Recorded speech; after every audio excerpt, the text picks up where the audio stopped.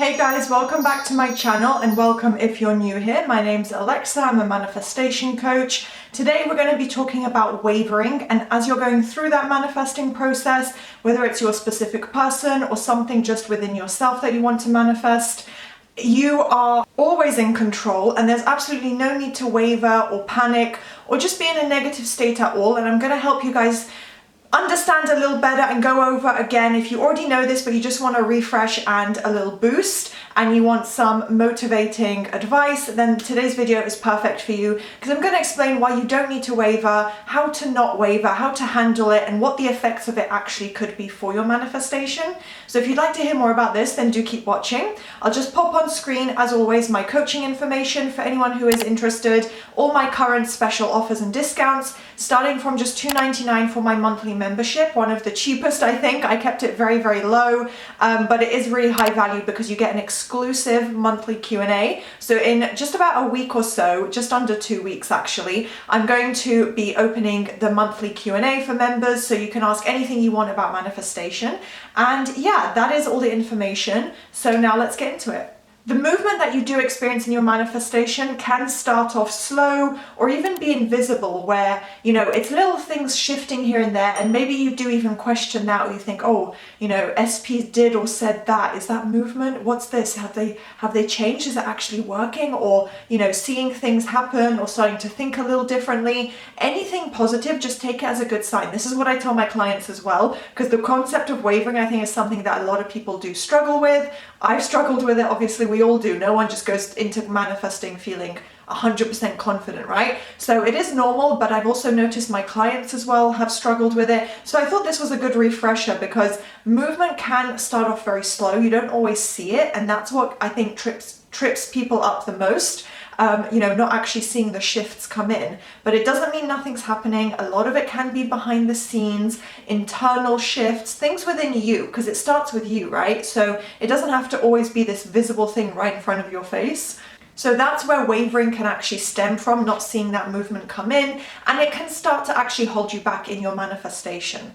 So if you feel like you've gone a long time and you've not seen anything, or you've had a very kind of up and down, hot and cold experience, those are both signs that you are wavering. You're not persisting fully in the way that you should in the end result, for, you know, the end result of thinking as if you already have your manifestation, and you've kind of been going back to the 3D, past circumstances, negative assumptions, you know, looking at a lack in front of you, even if it's not thinking, oh, you know, but I don't think of the old story, I don't really waver, but you are reacting to what's in front of you. That is still wavering, by saying, I have my desire, I have my desire, I have my desire, and then saying, oh, but look at this thing that's going on, look at this circumstance, look at what this person just said to me, and reminding yourself and holding on to that and not using your mental diet, which I will go on to in just a moment. So that is still wavering. So even, it doesn't have to be full on negative. It's just anything where you are thinking kind of in a lack of having what you want. So whether it's not here yet, I don't have it, when will it arrive, why is this circumstance still here? Those are all examples of wavering. The goal is, of course, to always stop your mind from overthinking and analyzing and doubting what's going on, and, you know, whether it's trying to delve into a negative circumstance or conversation, or whether it's, you know, just having a doubt of, oh, will this arrive? How long will it take? What if I can't do this? You know, what if I'm not doing this correctly? Those are the kind of thoughts, right? So it's perfectly normal to have those thoughts every now and again, but then again, your mental diet comes in as an essential step. So those are examples of things you want to be aware of and try and not do, because you want to think as if you already have it. It's about stopping those negative thought patterns of immediately going to worst case scenario or questioning things, trying to analyze things. You do reaffirm that old story. It is actually slowing down your manifestation, your progress. So that is the effect of wavering. It's going to potentially push you back a couple steps. I think I've used this analogy before in this kind of video of the game of snakes and ladders. So, you know, if you roll the dice and you don't get a good result or whatever, and it ends up pushing you down the ladder, down one level, That's kind of what wavering does. If you waver for a long time, you're still in these negative thought patterns, or you're not catching it, you're not obviously going to ruin anything, but you're pushing yourself back, you're holding yourself back. So then you need to redo the progress that you've just made the past couple of days before wavering. So it kind of, slows things down. And your mental diet in this case is going to be really, really beneficial, because when you do have those experiences, or you do react and things aren't quite how you want them to be, and you're still trying to get out of those negative thought patterns, mental diet is the easiest thing. It's just like affirmations. In the moment, you catch the negative thought or whatever it may be, and then you flip it around. You say, no, that's not true. Or you literally just say, I have my desire, I have my desire, I have my desire. That's an example, that's a template, by the way, for using your affirmation. So basically, as soon as you waver, you apply your mental diet, you flip it back around. It's a mental diet is not just a practice, it's a way of shifting your mindset. It's kind of like a synonym for positive thinking. You're creating this really good structured diet mentally, where you think as if you already have what you want, for the most part. Obviously not 100%, because we're human, but you think positively. You don't think the opposite. You don't go back and start questioning the past circumstances. And consistency and persistence are key. So with your affirmations, with persisting with your manifestation, and just keeping up with the practices you've been doing, whether it's affirmations, visualizing, just thinking as if. And also with your mental diet, being consistent, not just one day flipping the negative thoughts and then saying, okay, that's all done. No, you need to keep it up for, I'd say, at least a week, for your mind to really start shifting and letting go of those negative thought patterns, and for you to be able to learn where you've been going wrong, and not wrong in the sense that you've ruined anything, but just not the ideal way of thinking that you could achieve if you really put the effort in. So just being aware of how you think, and then being consistent with the mental diet, because I think about a week is enough for you to start to get into this habit of actually picking up on the negative thoughts. For me, I would probably say it was within a couple of days of being super strict, when I have done a really strict mental diet, to really catch onto my thoughts and say, okay, now it's like second nature.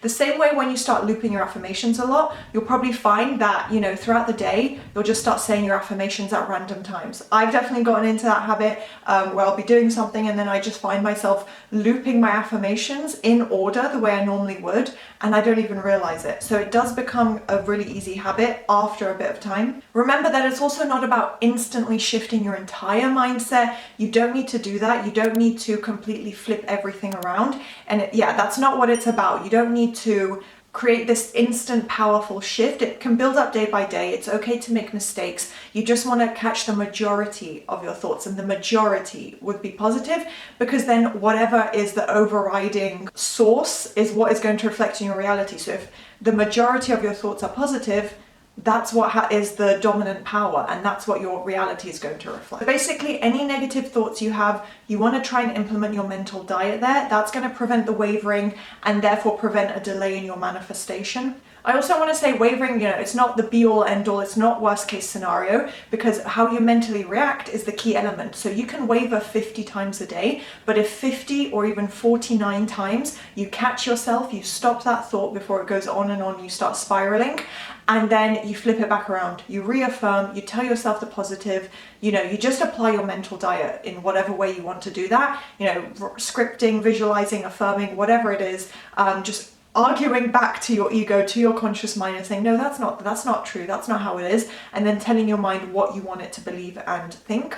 So if you catch yourself, you catch the mental reaction, you don't sit in that negative mental state, that's the key. That's what's going to change everything.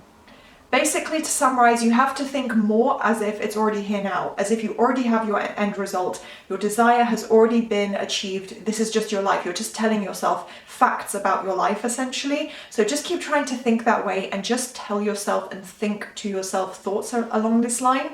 And that's pretty much what it comes down to. Wavering can be stopped by not thinking based on old circumstances or negative assumptions, or questioning any doubt or negative thought that may come up. You don't feed into it, you catch it, you stop it, you flip it back around.